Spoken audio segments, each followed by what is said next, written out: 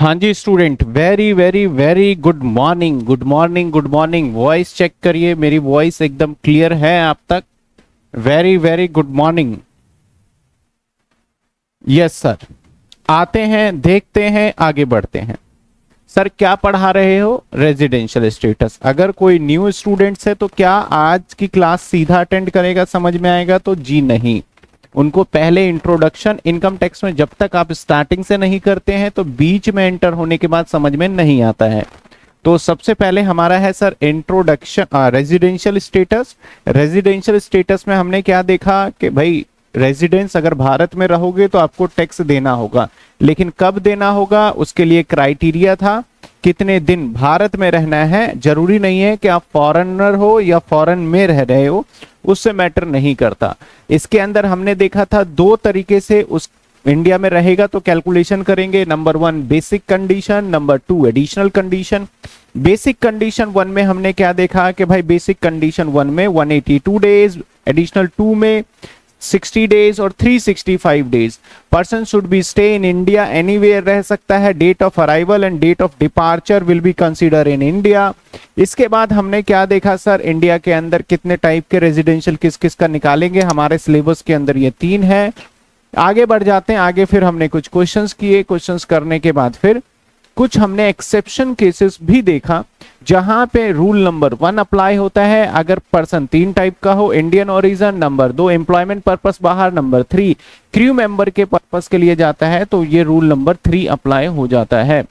Indian origin की हम बात करते हैं, यहां पे एक रूल और भी है कि आपको जहां 60 और 365 चेक कर रहे हो वहां पे 60 की जगह पे बढ़ा के कर दिया गया है 120 डेज अगर आपकी इनकम कितनी हो जाती है, 15 लाख रुपए से ज्यादा इंडिया की हो जाती है। तो आगे आज हम देखेंगे साहब, आज हम देखेंगे एडिशनल कंडीशन।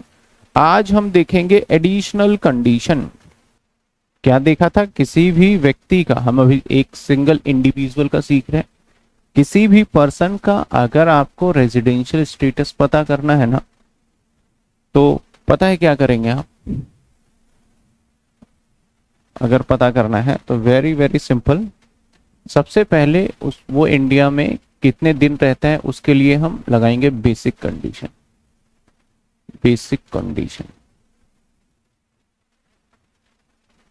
अब बेसिक कंडीशन लगाएंगे तो बेसिक कंडीशन के अंदर आपको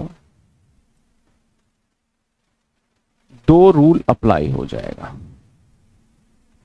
सर कौन कौन से दो रूल अप्लाई कर दोगे आप? Number one, stay in India 182 days during previous year. During previous year मतलब जो भी हम निकाल रहे हैं उस साल में ये रहना चाहिए। नंबर टू, अगर ये नहीं हुआ तो ये चेक करेंगे, stay in India, stay in India 60 days and इसके साथ साथ and 60 days and 365 days in last 4 year।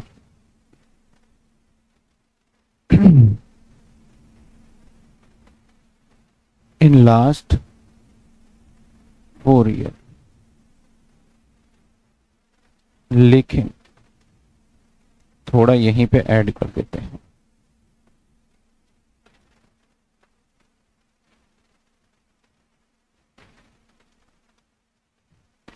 If Indian origin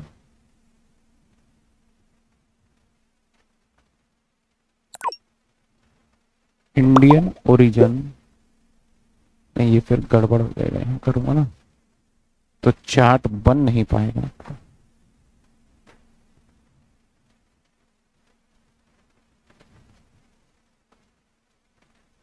note, if Indian origin earn in India more than 15 lakh 15 lakh, then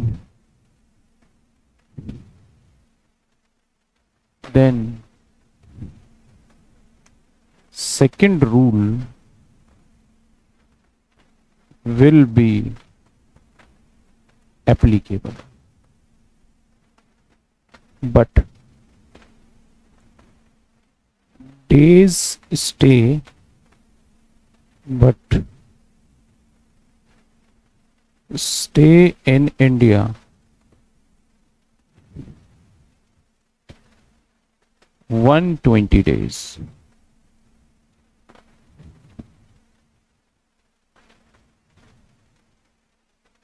Say 120 days. Yes, 60 days instead of 120 days. क्या ये line confusion create करेगा? मैं सिर्फ 120 days लिख देता हूं. Days and 365 days in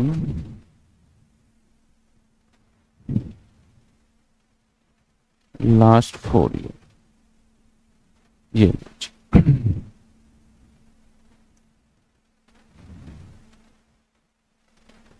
exception. Exception number 1. Exception. Only rule number 1 will be applicable. अब जो बातें लिख रहा हूं उस पे सिर्फ रूल नंबर 1 ही एप्लीकेबल होगा. पॉइंट नंबर 1, अगर वो इंडियन ओरिजिन है. पॉइंट नंबर 2, अगर वो आउटसाइड इंडिया जाता है.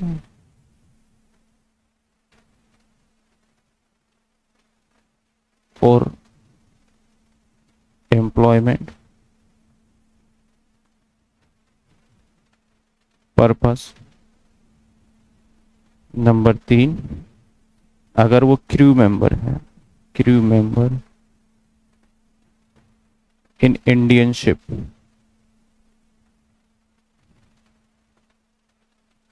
इंडियन शिप पे अगर वो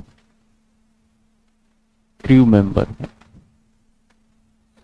इंडियन शिप पे अगर वो क्रू मेंबर है तो ये एक्सेप्शन लगेगा.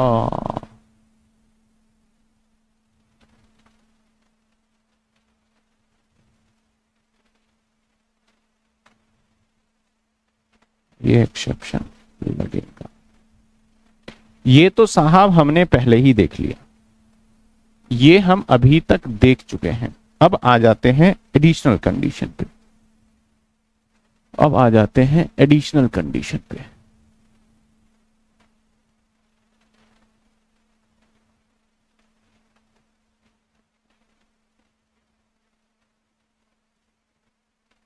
Additional condition.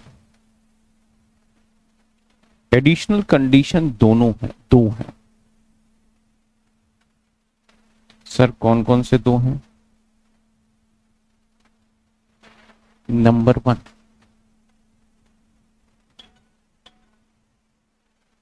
इंडिविजुअल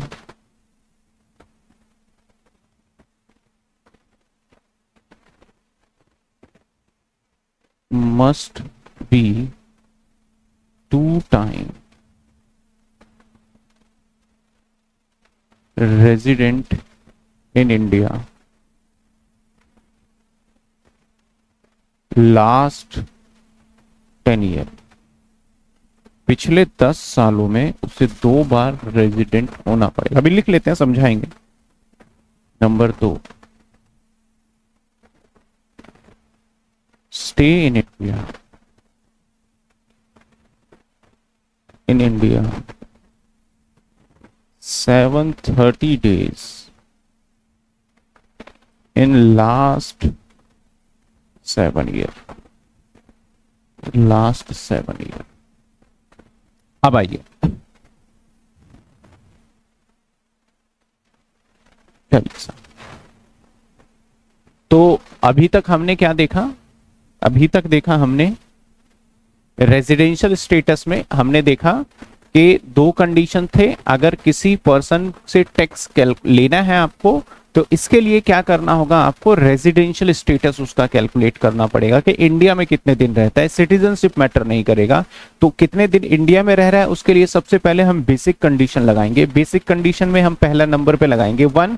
1 में क्या कहता है? 182 डेज रह लो, आप रेजिडेंट हो जाओगे।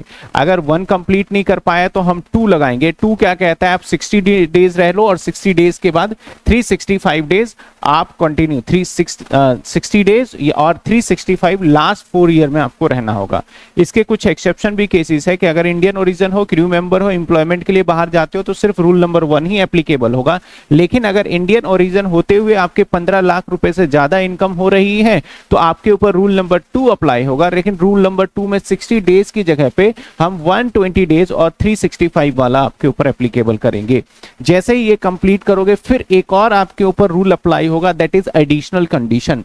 इन दोनों में से कोई भी एक कंप्लीट करने के बाद आपको एडिशनल कंडीशन में जाना होगा। और एडिशनल कंडीशन क्या कहता है? आपको 2 बार कम से कम पिछले 10 सालों में इंडिया का रेजिडेंट होना चाहिए, और फिर या फिर स्टे इन इंडिया, मतलब और नहीं है, यहाँ एंड है। एंड इसके साथ साथ आपको 730 दिन इंडिया के अंदर होना पड़ेगा पिछले 7 सालों में। सर ये वाला चेक कर लिया तो ये क्यों जरूरत है? अब देखो, किसी पर्सन का रेजिडेंशियल स्टेटस कितने होते हैं? पर्सन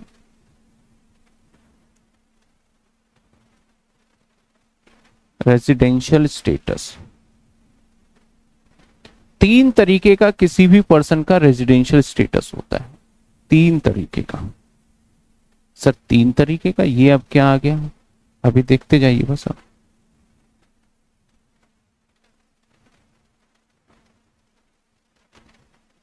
तीन तरीके का रेजिडेंशियल स्टेटस होता है।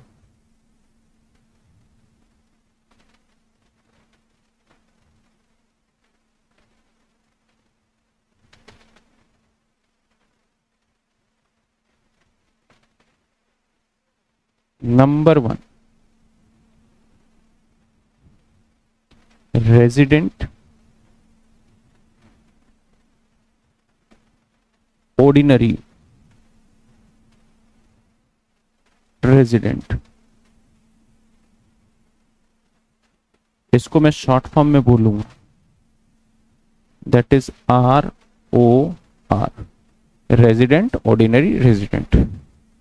यानी एक आपका होगा रेजिडेंट ऑर्डिनरी रेजिडेंट, ऐसे समझ लो एकदम पक्के, मतलब आप भाई हिंदुस्तान में ही रह रहे हो, आपसे तो किसी कीमत पे हम टैक्स लेना नहीं छोड़ेंगे, लेंगे ही लेंगे।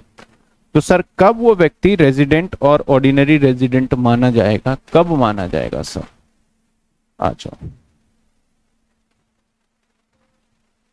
कब माना जाएगा?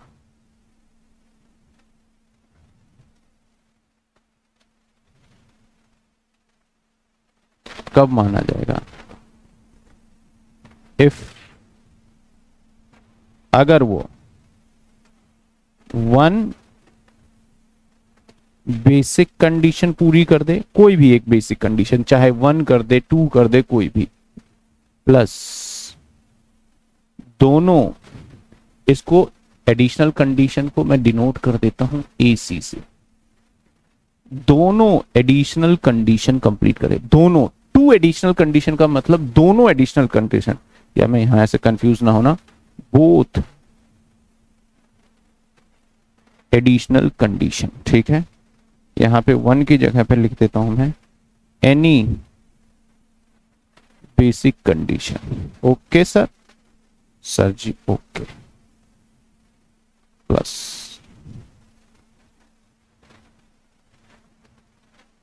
अगर आपने ये कारनामा कर दिया, अगर आपने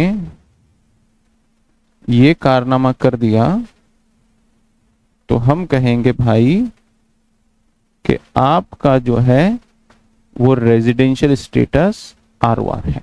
पहला, यानी किसी भी पर्सन को हम 3 कैटेगरी में बांटेंगे। पहला किसमें हम उसको सबसे मेन प्रायोरिटी पे रखते हैं, तो वो ROR हो सकता है, यानी रेजिडेंट ऑर्डिनरी रेजिडेंट। कब होगा वो person resident ordinary resident?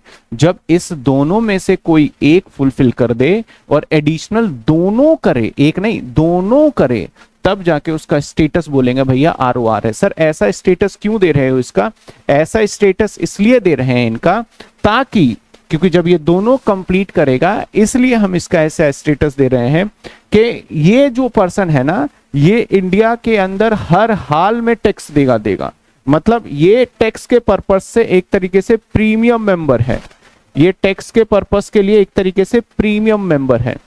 Sir जो टैक्स लगेगा वो किस अमाउंट और कितना, अभी इसके बाद जब हम अगली क्लास में जाएंगे तो वही सीखेंगे किस अमाउंट पे लगता है, कितने अमाउंट पे लगता है, कि 10 लाख पे लगेगा, 15 लाख पे लगेगा, किस अमाउंट पे लगेगा, ठीक है ना, वो हम सीखेंगे। अभी तो हमें ये पक्का करना है कि भैया तू तो टैक्स देने के लायबल है इस चैप्टर में। अभी तो हमें ये बताना है अभी जो कॉन्सेप्ट है, ठीक है। आ जाइए इसके आगे, नंबर 2 आप हो गए resident but not ordinary resident. मतलब रेजिडेंट तो हो गए लेकिन ऑर्डिनरी रेजिडेंट नहीं हो पाए मेरे भाई। इसको हम बोल देंगे RNOR, resident not ordinary resident, RNOR। कब होगा भाई ये? If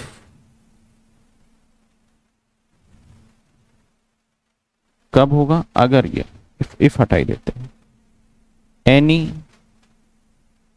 one basic condition complete कर दे, any one basic condition complete कर दे, plus any one additional condition complete कर दे। कोई भी एक एडिशनल कंडीशन कंप्लीट कर दे। ओहो, जगह बड़ी कम, एडिशनल कंडीशन कंप्लीट मतलब एक बेसिक कंडीशन कर दे और दोनों में से अगर कोई भी एडिशनल कंडीशन कंप्लीट करता है, या फिर एनी वन बेसिक कंडीशन, आप समझ जाना इसको, ठीक है, प्लस 0 कर दे, 0 एडिशनल कंडीशन, मतलब कोई भी एडिशनल कंडीशन कंप्लीट ही नहीं करता, 0 नन कर देता हूं। 0 को आपने 0 को ओ मत समझ लेना, नन ऑफ एडिशनल कंडीशन। यानी इन शॉर्ट बोलूं मैं आपसे कि अगर उसने बेसिक कंडीशन कंप्लीट कर दिया और एडिशनल कंडीशन एक भी कर दे या फिर कोई भी ना करे, फर्क ही नहीं पड़ता, उसका स्टेटस नॉन ऑर्डिनरी रेजिडेंट ही माना जाएगा। उसका स्टेटस नॉन ऑर्डिनरी रेजिडेंट ही माना जाएगा। बात आई समझ में? उसका स्टेटस नॉन ऑर्डिनरी रेजिडेंट ही माना जाएगा मेरे भाई। अच्छा सर, यस यस यस। तीसरा, थर्ड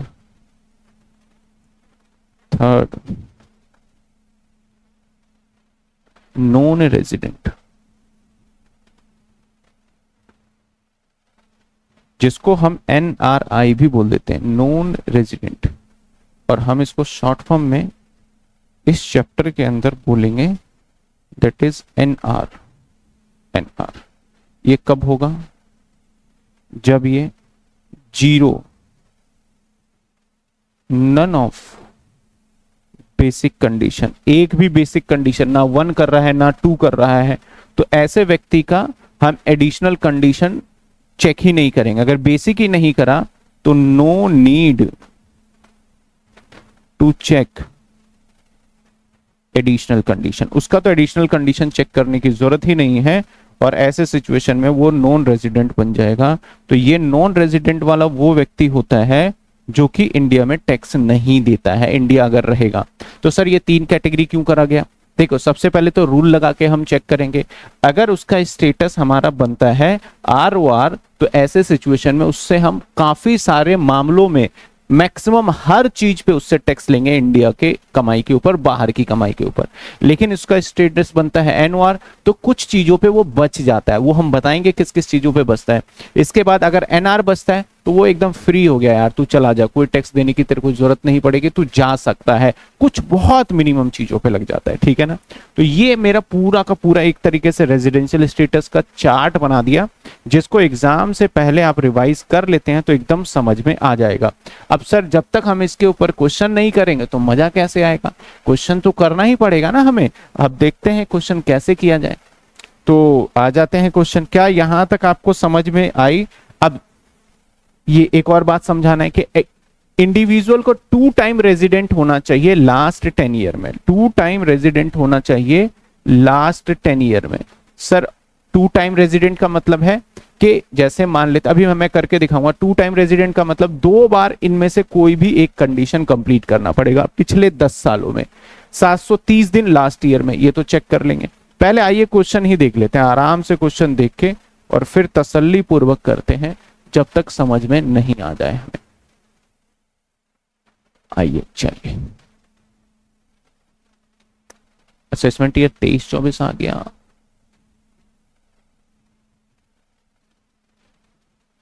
ये थोड़ा सा डेट, आइए दूसरा एक क्वेश्चन।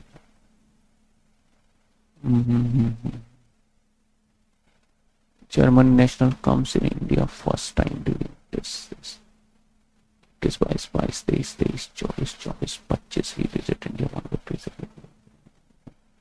25, 26 ये असेसमेंट ईयर होगा, इसको काट देते हैं, रेड से करते हैं, ये होगा 26, अरे भाई 26 और ये 27, ठीक है, ये डेट ठीक कर लेते हैं, 26 और 27 हमारा ये ईयर चल रहा है। आइए सर क्वेश्चन करते हैं, पढ़ लेते हैं पहले। क्वेश्चन क्या कहता है साहब, क्वेश्चन कहता है कि एक जर्मन है, नेशनल यानी यहां का बंदा ही नहीं है, जर्मनी में ही रहता है, कम्स इंडिया, इंडिया में आता है फर्स्ट टाइम 21-22, 2021 और 22 में भारत में आता है, और ड्यूरिंग प्रीवियस ईयर 21-22, 22-23, 23-24, 24-25 इंडिया के अंदर वो हर साल आने लगा, पहली बार इस टाइम आया, उसके बाद हर साल आने लगा।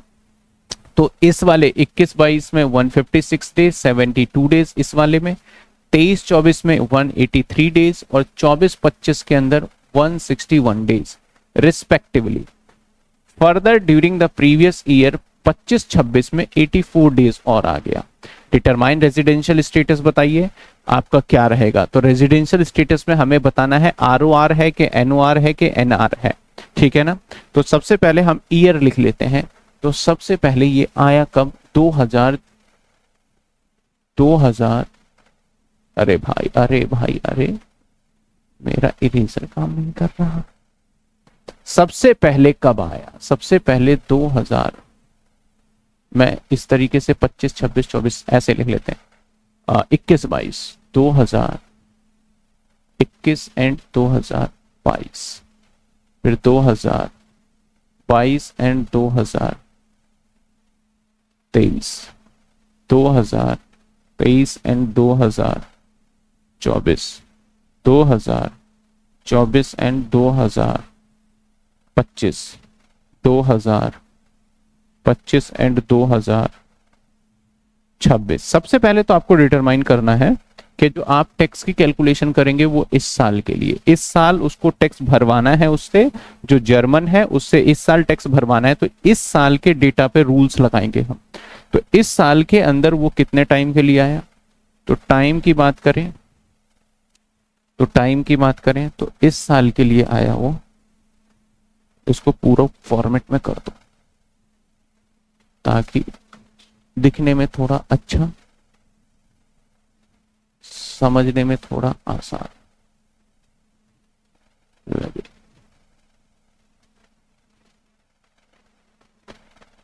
चलो, ईयर, नंबर, ऑफ डेज। आ जाओ।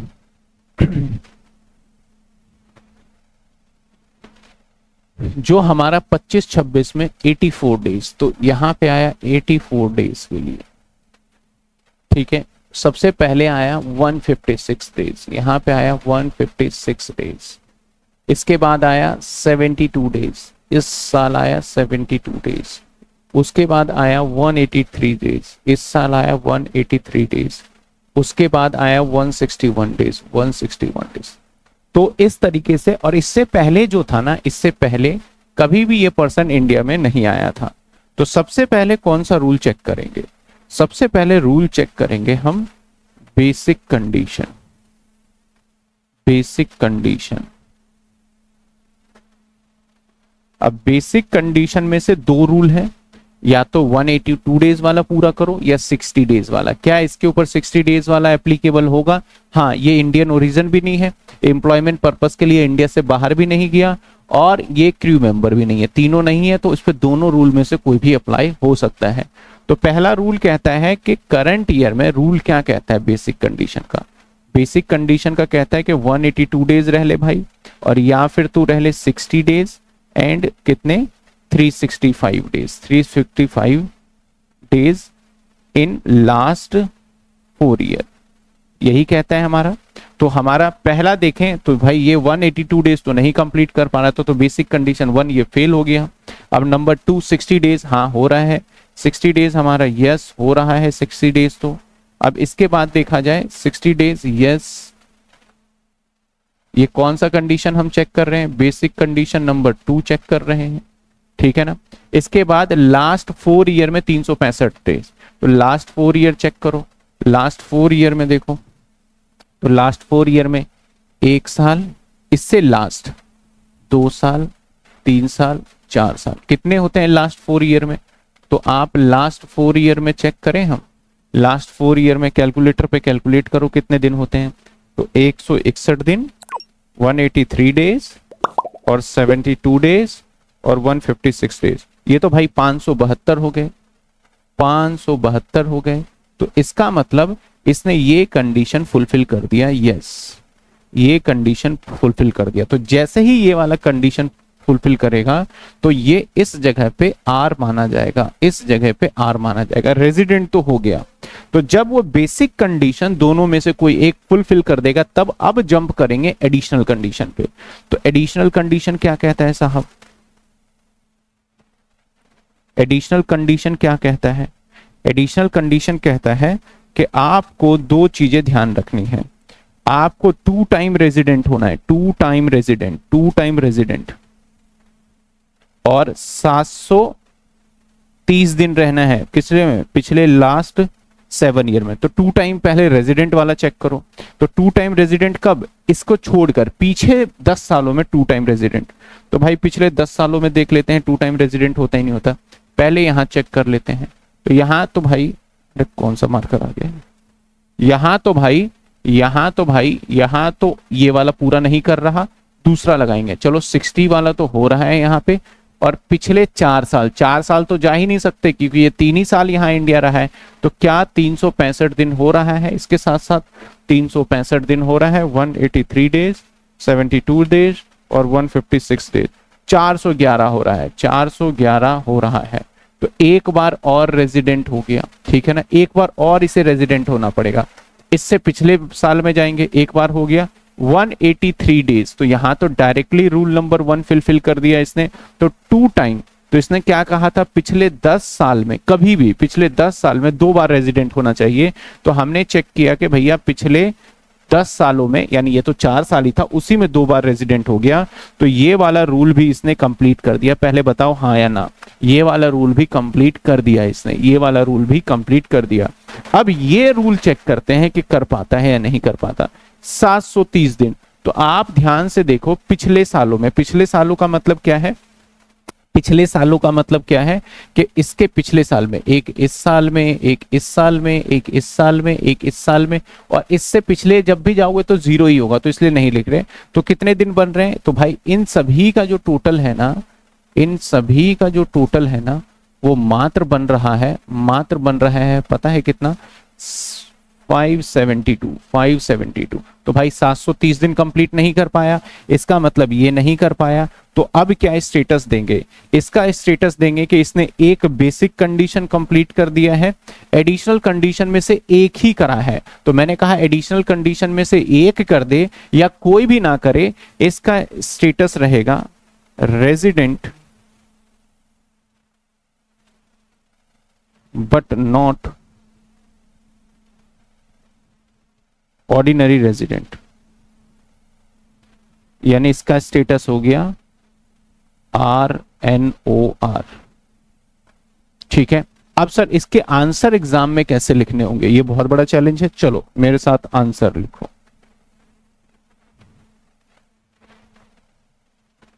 मिस्टर जी है ना, मिस्टर ए है, आर है, mister R satisfied second basic condition, that is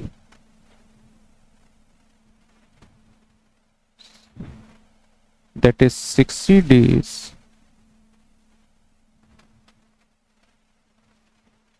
and 365 days in last 4 year and only one additional condition,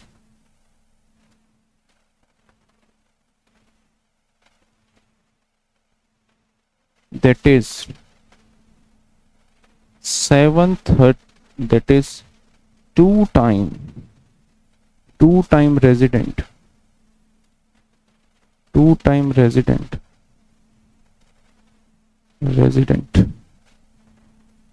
but two-time resident in last 10 year. Second additional condition,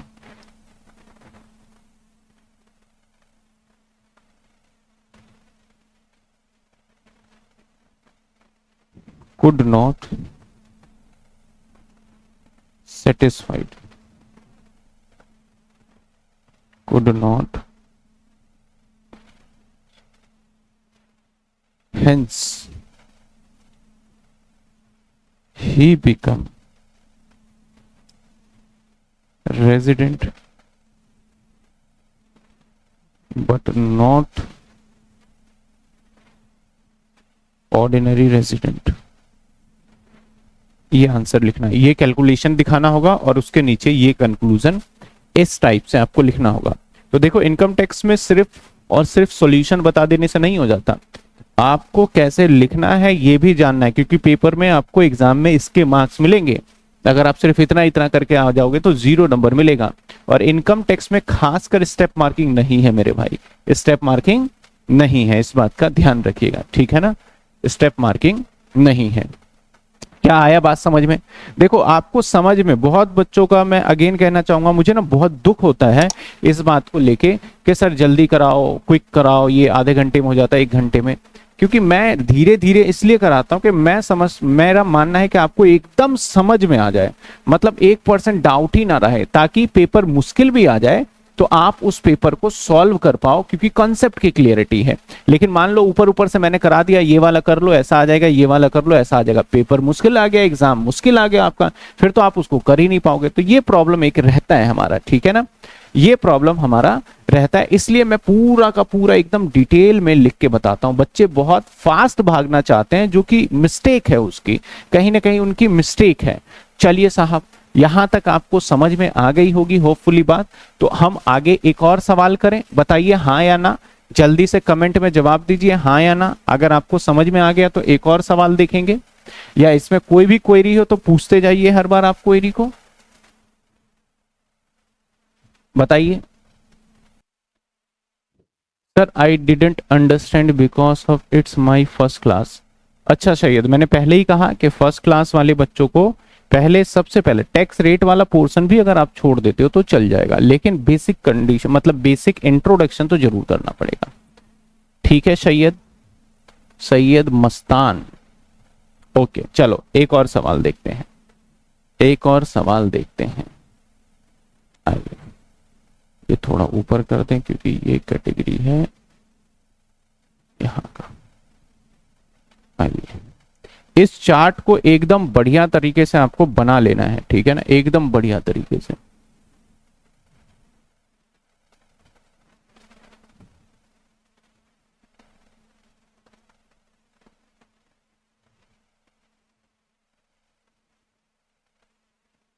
देखते हैं,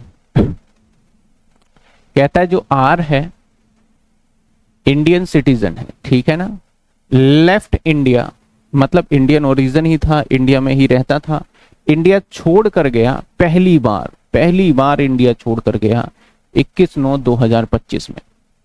21/9/2025 में India छोड़ करके गया for employment Germany चला गया employment के लिए। अब एम्प्लॉयमेंट का मतलब तो समझ ही सकते हैं, रोजगार पर्पस के लिए, जॉब पर्पस के लिए गया है, तो ये एक्सेप्शन केस में आ जाएगा।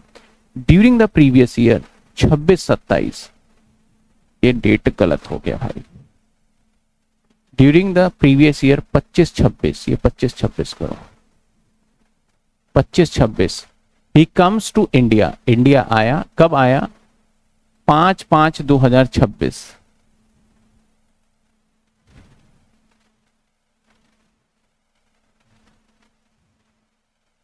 इस क्वेश्चन को रहने दो, इसमें डेट का एरर है, इससे बेटर है कि हम ये कर देते हैं, इसके डेट को ठीक कर लेंगे बाद, ये कर लेते हैं। कहता है determine the residential status of mister x for the previous year 25-26, ठीक है sir. Who left India first time, India से पहली बार गया था 15/9/2021 गया था, फिर से वापस आ जाता है 1/9/2024 में। ही अगेन लेफ्ट फॉर दुबई, ये दुबई फिर से चला जाता है 15/6/2025 में, एंड कम फिर से इंडिया आ जाता है 14/1/2025 में टू सेटल इन इंडिया। इसका रेजिडेंशियल स्टेटस बताना है। तो इस क्वेश्चन के अंदर फ्रीक्वेंटली वो आ रहा है जा रहा है, उसको हम बड़े ही ध्यान से और समझ के डेटा बना के करेंगे। यानी मैं आपसे बोलना चाहूं सबसे पहले वो इंडिया 25-26 यानी सबसे पहली बार 2020 और 21 की बात हो रही है, 2000 मतलब कि 21 और 22, तो वो 2000 अरे 2021 एंड 2022 में वो इंडिया से चला गया, फॉर्मेट में। चलो यहां पे ईयर ले लेंगे, यहां पे डेज ले लेंगे, कितने दिन रहा। तो मेरा ये कहना है, थोड़ा नीचे ले लेते समझाने के लिए, यहां से इंडिया ये लेफ्ट करता है, पहली बार लाइफ में ये इंडिया यहां से लेफ्ट करता है, मतलब इंडिया छोड़ करके जाता है पहली बार अपनी जिंदगी में। यानी मैं एक सवाल पूछना चाहता हूं, है कौन ये भाई, ये है हमारा इंडिया में ही रहने वाला, और पहली बार लेफ्ट, फर्स्ट टाइम, पहली बार। मेरा एक सवाल है यार, मेरे एक सवाल का जवाब दो तो मैं समझ जाऊंगा। इससे पहले वाला साल होगा 2000 आपका 21 नहीं 2020 और 21, इससे पहले वाला सवाल होगा 20 और 2021, इससे पहले जो होगा 2020 और 2019। मैं ये जानना चाहता हूं इन दोनों सालों में वो कहां पे था, वो इंडिया में था या इंडिया से बाहर था, इन दोनों साल में, इनफैक्ट इससे पहले साल में भी कहां पे था। जल्दी जल्दी आप कमेंट में जवाब दीजिए कि मैंने एक तो ये वाला साल लिखा, इससे पहले वाले सालों में कहां था। क्वेश्चन में डिटेल नहीं है, आपको अपना दिमाग लॉजिक लगा के बताना है कि कहां था, बताइए कहां था, इससे पहले वाले सालों में कहां था, जल्दी बता दीजिए, फटाफट से बता दीजिए, एक बार मजा आ जाए ऐसे बताइए। इन इंडिया था, ओके। रितिका ने बोला सर इन इंडिया, इसका मतलब इससे पहले वाले सालों में पूरे पूरे साल इंडिया में था, पूरे पूरे साल। मतलब अगर इससे पहले वाले साल जब भी देखूंगा तो वो 365 दिन, और इसमें भी देखूंगा तो 365 दिन, है ना। इससे पहले जितने भी साल देखोगे सब में 365, 365, 66 जो भी बन रहा होगा होगा। लेकिन इस वाले साल के अंदर वो इंडिया छोड़कर कब गया? 15/9/2021। कब छोड़कर गया? 15/9/2021। ठीक है। अब जो वो वापसी आया ना, वो इस साल वापसी नहीं आया, ही कम 2024 में वापस आया। 2024 में, मतलब कुछ टाइम इसमें रहा। इसके बाद आया हमारा 2022 और 2023। वो इंडिया में 0 डेज था, आया ही नहीं लौट के। फिर 2023, 2024 इसमें भी नहीं आया, 0 डेज इंडिया में रहा। वो वापसी आया 1/9/2024। इसका मतलब 2024 और 2025, हाँ यहां वापस आया। कब आया? 1/9/2024 में वापस आया। तो जितने दिन आया, जितने दिन रिमेनिंग रहा, वो डेज कैलकुलेट करेंगे हम यहाँ पे, है ना। इसके बाद क्या कहता है? ही अगेन लेफ्ट, फिर चल गया। यार क्या बंदा है ये। फिर से हमारा अगला साल आया 2025 और 2026। इसके अंदर भी चला गया ये। कब चला गया इंडिया में? इंडिया से छोड़कर चला गया भाई 15/6/2025। ये 15/6/2025 को ये लेफ्ट कर देता है, इंडिया से छोड़कर चला जाते हैं। और ये डेट कम है, तो कम का मतलब उसके बाद तो भारत में ही है, मतलब यहां आया फिर छोड़ करके जा रहा है वो। ठीक है। उसके बाद दोबारा आता है 14/1/2025। ये कैसे पॉसिबल है? कम बैक 14/1/2026 करो इसको, 14/1/2026। यानी इसमें होता क्या है? वो लेफ्ट करता है, लेफ्ट करता है। कब लेफ्ट करता है वो? लेफ्ट करता है 15/6/2025, 15/6/2025। एंड फिर से कम आ जाता है इंडिया में। कब आ जाता है वो? आ जाता है 14/1/26, 14/1/26। चलिए लेट्स हम डेज को कैलकुलेट करेंगे और सारी चीजों को ध्यान से देखेंगे। सबसे पहले हम डेज को कैलकुलेट करते हैं। नंबर 1 स्टार्टिंग से कैलकुलेट करते हैं कि 21-22 में कितने दिन रहा। तो वो इंडिया छोड़कर चला गया था 2015 तारीख में। तो अगर 2021 और 22 को हम काउंट करें तो सितंबर, अक्टूबर, नवंबर, दिसंबर, जैन, फेब, मार्च, यहीं तक काउंट करेंगे। तो अरे अप्रैल से काउंट करेंगे ना। अप्रैल, मई, जून, जुलाई, अगस्त, सितंबर एंड अक्टूबर। जब वो इस दिन इंडिया छोड़कर चला गया तो अक्टूबर हो, नवंबर हो, दिसंबर हो, सब में 0 डेज होगा वो। तो बस अप्रैल में कितने दिन रहा होगा? 30 डेज, मई में 31, जून के अंदर आपका 30 डेज, जुलाई में 31, अगस्त में 31, सितंबर में कब गया वो? 15 तारीख को। तो 15 दिन तक इंडिया में था। तो अगर हम काउंट करें तो इंडिया में इस ड्यूरेशन में कितने दिन था? 30 + 31 + 30 + 31 + 31 + 15, यानी 168 डेज। क्योंकि इसके बाद तो खूब टाइम बाद आया वापस, तो 168 डेज। ठीक है ना। इसके बाद आया ही नहीं वो, तो इसमें 0 डेज, 0 डेज, 0 डेज। पहली बार वो यहां इस डेट पे आया। तो चलो साहब अगला अगला टेन्योर देखेंगे। क्या इतनी मेहनत? हाँ भाई करनी पड़ेगी आपको ना, क्या कर सकते हैं। अगर आपको चीजें समझ में आ रही है तो मेहनत करने से पीछे नहीं हटना। 2024-25, 2024 और 2025। ठीक है। अब इसके अंदर कब आया वापसी इंडिया? वो 1/9 को आया, 1/9 को। यानी हम बात करें अप्रैल, मई, जून, जुलाई, अगस्त, सितंबर, अक्टूबर, नवंबर, दिसंबर, जैन, और थोड़ा साइज रिड्यूस कर दें,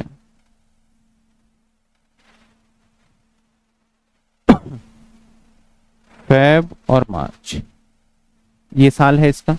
तो वो आया कब, वो आया 1/9 को। इसका मतलब अप्रैल में तो रहा ही नहीं, तो 0 डेज, मई में 0 डेज, जून में 0 डेज, जून के बाद जुलाई में 0 डेज, अगस्त में 0 डेज। आया कब, सितंबर। सितंबर में आए तो सितंबर में पूरे 30 दिन, अक्टूबर में 31 दिन, नवंबर में 30 दिन, दिसंबर में 31 दिन, जनवरी में 31 दिन, फेब में अब 25 चल रहा है तो 28 दिन ही होगा, और मार्च में 31 दिन। तो कितने दिन रहा इस साल में, 30, 31, 30, 31, 31, 28, 31, यानी 212 दिन इस साल में रहा, 212 दिन।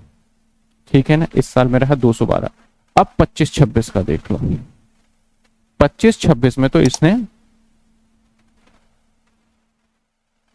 कंफ्यूज कर दिया, 2025 एंड 2026। इसमें क्या कर रहा है ये, इसमें आ जाते हैं अप्रैल, इसी को उठा लेते हैं ना, क्या लिखूं बार बार,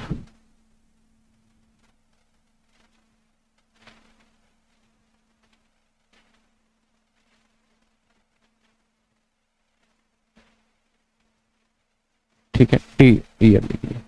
अब आ जाओ, वो इंडिया क्या करता है, लेफ्ट करता है 15/6 को। तो इसका मतलब अप्रैल में इंडिया में ही था 30 दिन, मई में भी इंडिया में था 31 दिन, जून में कब जाता है वो, 15/6 को। तो जून 15 तारीख तक इंडिया में था, जुलाई में नहीं था, अगस्त में नहीं था, सितंबर में नहीं था, अक्टूबर में नहीं था, नवंबर में नहीं था, दिसंबर में नहीं था। वो जनवरी में वापस आ जाता है 14 तारीख को। तो जनवरी में जब 14 तारीख को आ जाता है तो 31 माइनस में 13, तो 18 दिन वो इंडिया में रहता है। इसके बाद 28 दिन यहाँ रहता है, फिर 31 दिन इंडिया में रहता है, फिर वापस नहीं जा रहा। वो जब एक बार आ गया फिर इंडिया में ही जनवरी के बाद। तो देखते हैं इसमें कितने दिन, 30, 31, 15, 18, 28, 31, यानी 153 डेज, 153 डेज। तो साहब इसमें 153 डेज रह रहा है। ठीक है, सबसे पहले क्यों गया भाई तू इंडिया से बाहर, एक्स कौन है, mister x is a previous year who left. तो इसका मतलब मिस्टर एक्स है, तो हम इस पे, अब देखो यहाँ पे अगर आप इंडियन ओरिजिन मानोगे तो सेकंड कंडीशन, इंडियन ओरिजिन के बारे में कुछ नहीं बोल रहा।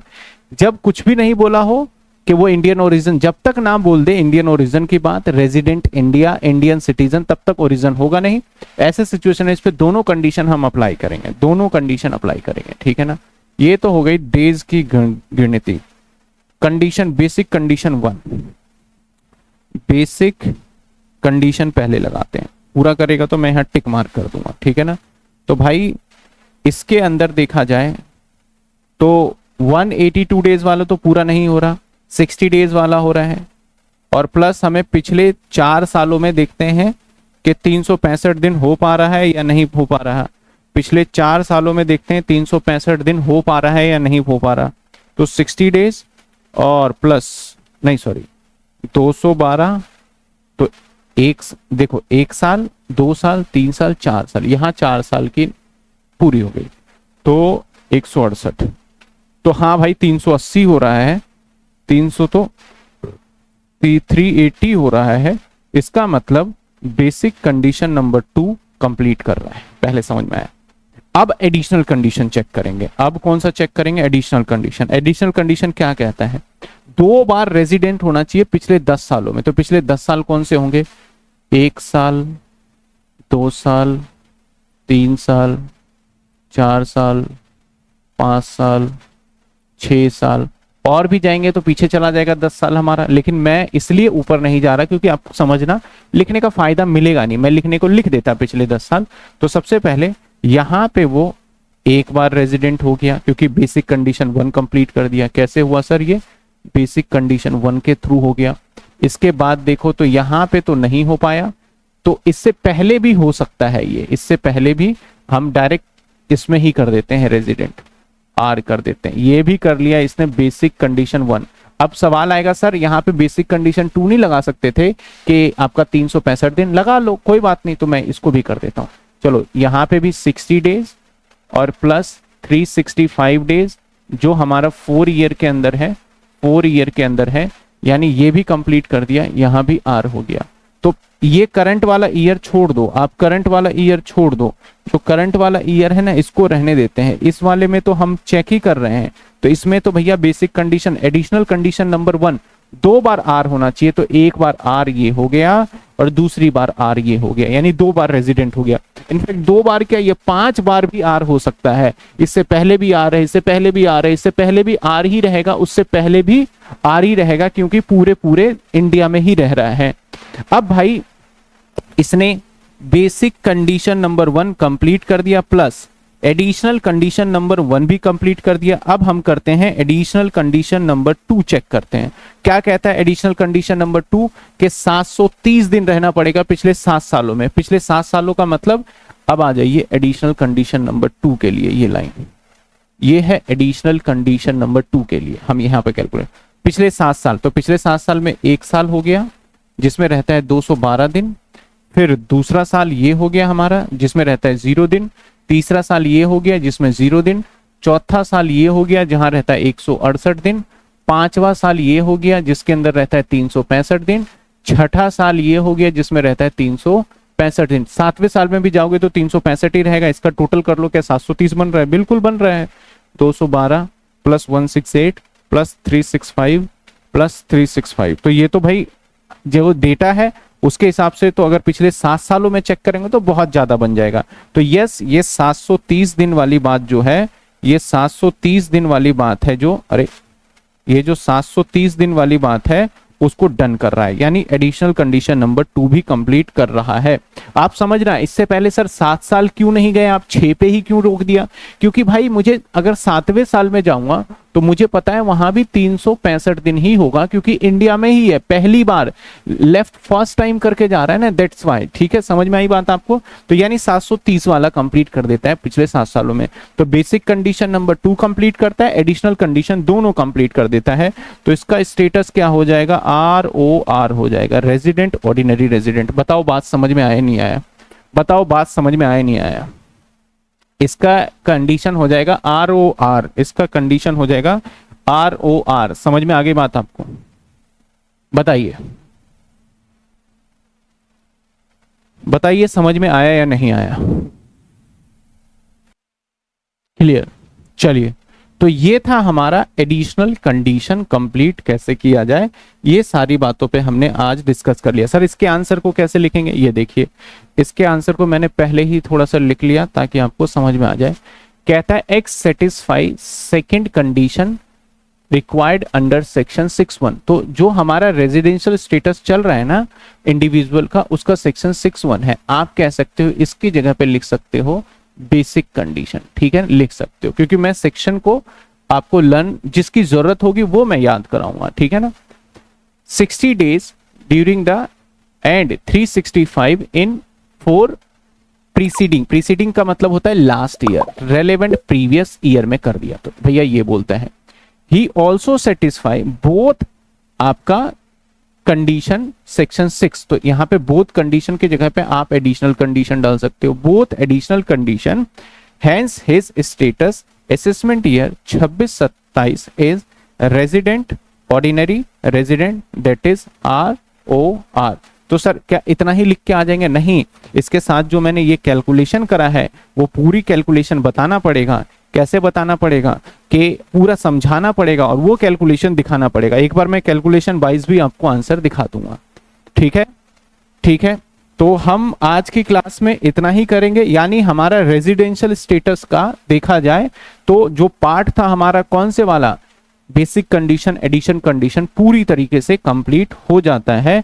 तो हम बात कर रहे हैं सर किसके, आज जो हमने सीखा उसके हिसाब से पूरा पार्ट, ये पूरा रेजिडेंशियल। जिस बच्चे को ये पूरा चार्ट समझ में आ गया, यानी रेजिडेंशियल स्टेटस की कैलकुलेशन आ गई। तो इस चार्ट के अंदर देखा जाए तो क्या कहता है, देखो रेजिडेंशियल स्टेटस के अगर किसी पर्सन का, मैं दोबारा रिपीट कर देता हूं, यहां तक तो सभी को क्लियर ही है, मैं दोबारा रिपीट कर देता हूं। चलो सर रेजिडेंशियल स्टेटस हम किसी पर्सन का इसलिए कैलकुलेट करते हैं कि उसे इंडिया में टैक्स देना है या नहीं देना है। ये डिपेंड करेगा टोटल उसके इंडिया पे रहने पे, और इंडिया में रहने का मतलब कितने दिन रहना है, इसके लिए हमें बेसिक कंडीशन चेक करना होगा और साथ के साथ हमें एडिशनल कंडीशन भी चेक करना होगा। बेसिक कंडीशन क्या कहता है, यहां पे दो बेसिक कंडीशन है। नंबर 1, आप 182 डेज रह लीजिए इंडिया में तो आप बेसिक कंडीशन 1 कंप्लीट कर लेंगे। अगर आप 1 ये वाला नहीं करते तो आपके ऊपर दूसरा एक और कंडीशन लगाया जाएगा बेसिक कंडीशन कंप्लीट करने के लिए। 60 डेज इंडिया में रह रहे हो और पिछले 4 सालों में प्रीसीडिंग 4 ईयर में अगर आप रहते हो कितने दिन, 365 डेज, तो अगर आपने ये कंप्लीट नहीं कर पाए तो ये चेक करेंगे। अगर ये कंप्लीट कर दिया तो आपको रेजिडेंट का एक स्टेटस मिल जाता है। लेकिन कुछ सम ऐसे केसेस है जिसमें हम सेकंड कंडीशन को चेक ही नहीं करेंगे।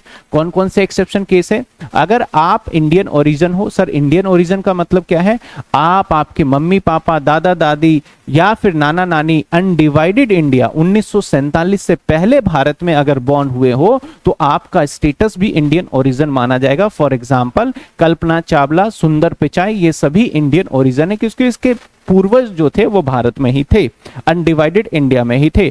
ऐसे सिचुएशन में उसके ऊपर सिर्फ कंडीशन नंबर 1 चेक करेंगे, 2 उसके ऊपर अप्लाई नहीं करेंगे। अगर ये पूरा करता है तो ठीक, नहीं तो बच जाएगा। नंबर 2, एम्प्लॉयमेंट पर्पस, नौकरी के लिए इंडिया से बाहर जाते हो तब भी आपके ऊपर सिर्फ बेसिक कंडीशन 1 लगेगा, 2 नहीं लगेगा। नंबर 3, अगर आप क्रू मेंबर हो इंडियन शिप के ऊपर तब भी आपके ऊपर बेसिक कंडीशन 1 लगेगा, 2 नहीं लगेगा। सर क्रू मेंबर क्या होता है, जो शिप होता है ना, देखा होगा शिप के ऊपर एक कैप्टन होता है जो चला रहा होता है, एक जो साइड में काम कर रहे होते हैं उसे क्रू मेंबर कहते हैं। लेकिन सर यहां पे एक ट्विस्ट आया, गवर्नमेंट, मोदी गवर्नमेंट ने क्या करा कि अगर आपका इनकम, फॉरेन इनकम छोड़ दो, अगर इंडिया से आप 15 लाख रुपए से ज्यादा कमा रहे हैं, 15 लाख नहीं 15 लाख से अगर ज्यादा कमा रहे हैं तो ऐसे सिचुएशन में आप इंडियन ओरिजिन हो तब भी हम दूसरा बेसिक कंडीशन आपके लिए लगाएंगे। दूसरा बेसिक कंडीशन क्या था, जो 60 दिन था ना उसको छोड़ देते हैं, उसकी जगह पे हम आपके ऊपर क्या लगा देंगे, 120 डेज वाला कॉन्सेप्ट लगा देंगे। मतलब 60 से बढ़ा के आपके लिए 120 और लास्ट 4 ईयर में 365 ही रहेगा, तो आपके ऊपर दोनों चेक हो जाएगा। तो ये एक्सेप्शन का भी एक्सेप्शन बन गया। इसके बाद अगर आपने इनमें से कोई भी एक कंडीशन कंप्लीट कर दिया, आप रेजिडेंट हो गए, इसके साथ आपके ऊपर दूसरा कंडीशन लगाएंगे, दैट इज एडिशनल कंडीशन। यहां पे 2 बातें लिखी हैं कि आपको 2 बार रेजिडेंट होना पड़ेगा पिछले 10 सालों में, दूसरा 730 दिन 730 डेज रहना पड़ेगा पिछले 7 सालों में। अगर ये दोनों कंडीशन कंप्लीट कर देते हैं और ये भी कंप्लीट कर देते हैं तो आपको एक स्टेटस दिया जाएगा। किसी भी व्यक्ति का रेजिडेंशियल स्टेटस को 3 कैटेगरी में डिवाइड किया गया है। Number 1 resident ordinary resident, number 2 resident not ordinary resident, number 3 non resident. इसको हम शॉर्ट फॉर्म में आरओआर कह देते हैं, आपका आरएनआर एनओआर कह देते हैं, इसको एनआर कह देते हैं। सर इसमें अगर ऑर्डिनरी रेजिडेंट का मतलब क्या है, इसमें हर लेवल पे आपको भारत में टैक्स देना पड़ता है, मैक्सिमम कवरेज है। आपका नॉन ऑर्डिनरी रेजिडेंट में कुछ जगह पे आपको रियायत है कि अगर यहां से आपने इनकम कमाए तो आपसे टैक्स नहीं लेंगे, और नॉन रेजिडेंट में मैक्सिमम जगह पे आपसे टैक्स नहीं लिया जाता, कुछ एक जगह पे ही टैक्स लिया जाता है। चलिए सर, आप ऑर्डिनरी रेजिडेंट बनना चाहते हैं तो आपको क्या करना होगा, कोई भी बेसिक कंडीशन एक कंप्लीट कर देना होगा और एडिशनल कंडीशन बोथ दोनों कंप्लीट करोगे तब आपको ये स्टेटस मिलेगा। लेकिन अगर आपने रेजिडेंट और नॉन ऑर्डिनरी रेजिडेंट बन गए, आप कैसे बनोगे, आप बेसिक कंडीशन, जो आपको बेसिक कंडीशन दिख रहा है इसमें से कोई एक कंप्लीट करो, और आपका एडिशनल कंडीशन अगर एक कंप्लीट कर देते हो या कोई भी नहीं कंप्लीट करते हो, यानी सिंपल मायने में कहूं कि बेसिक कंडीशन ही सिर्फ कंप्लीट किया है आपने, एडिशनल कंडीशन कंप्लीट ही नहीं कर पा रहे, तो आप नॉन ऑर्डिनरी रेजिडेंट हो गए। आपका नॉन रेजिडेंट कब हो गए, जब आप बेसिक कंडीशन भी पूरा नहीं करोगे तो आपको नॉन रेजिडेंट बोला जाएगा, जिसको हम एनआरआई भी बोल देते हैं कि भारत में बहुत ही कम रहता है वो। तो ये था पूरा का पूरा हमारा रेजिडेंशियल स्टेटस का पूरा समरी, जिसको हमने प्रैक्टिकल क्वेश्चंस भी क्लास में करके देख लिया है। होपफुली आपको क्लियर हो गया होगा। किसी को डाउट है तो आप पूछ सकते हैं।